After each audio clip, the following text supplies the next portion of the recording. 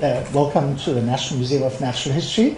My friend Steve Brusati and I have an exciting announcement today about the discovery of a new tyrannosaur. Tyrannosaurus Rex is probably the most iconic dinosaur for people living here in North America. In fact, various cultural commentators have talked about T-Rex as being the iconic American dinosaur, almost unchallenged in its terms of force, power, and just, of course, being the top meat eater.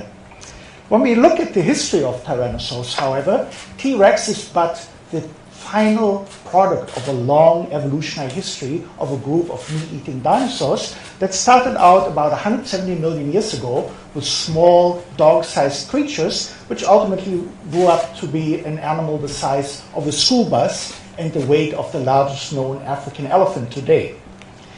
What I would like to show you today, and Steve will help me with this presentation, is some new material that sheds light on how the transition from these early small animals to these giant super predators has happened.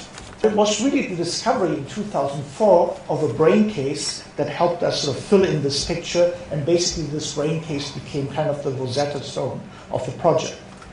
And I could tell after a little bit of looking at it that it was a tyrannosaur, because I had studied a number of other tyrannosaur brain cases, and there's lots of unique features that, minutiae of the anatomy, but to us they really stand out.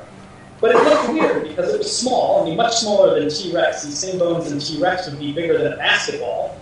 These smaller horse-sized tyrannosaurs in the Middle Cretaceous, as we can tell when we stick this brain case into a CAT scanner, into a CT scanner, just like a doctor would to look inside of us, we can look inside of it, and we can digitally reconstruct the brain cavity, the ears, the senses. And when we do that, we see that the brain and the ear of this little guy are almost identical to those of T-Rex. We named it after Tamerlane, better known to English speakers as Tamerlane, a 14th century ruler who built a huge empire in Central Asia, and a person very much revered in Uzbekistan as the great ruler who really sort of put the Uzbek people, historically speaking, on the map.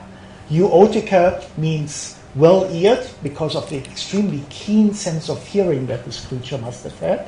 And you can see here it fits in very nicely into this great gap in the fossil record, which is marked here in gray. And then you see our friend Tyrannosaurus here as the ultimate member of this group, together with Tarbosaurus, a similar giant predator living at the same time in what is now China and Mongolia. Slender legs, a large head with very blade-like teeth. In fact, as I will show you in a few minutes, when you look at individual teeth, they're almost built like the dinosaurian version of a steak knife, with nice serrated edges, very flat. These were teeth that would cut through meat. By comparison, a T-Rex tooth basically looks like a banana on steroids. It's a tooth that punches through meat, that punches through bones, and we know from fossilized droppings of T-Rex that T-Rex basically ate the whole animal. So big chunks of the animal went in. This was a more elegant eater in that it sort of just took chunks of meat and processed these, more similar to, in some ways, to mammalian predators. Hey NBC News fans, thanks for checking out our YouTube channel. Subscribe by clicking on that button down here, and then click on any of the videos over here to watch the latest interviews, show highlights, and digital exclusives. Thanks for watching.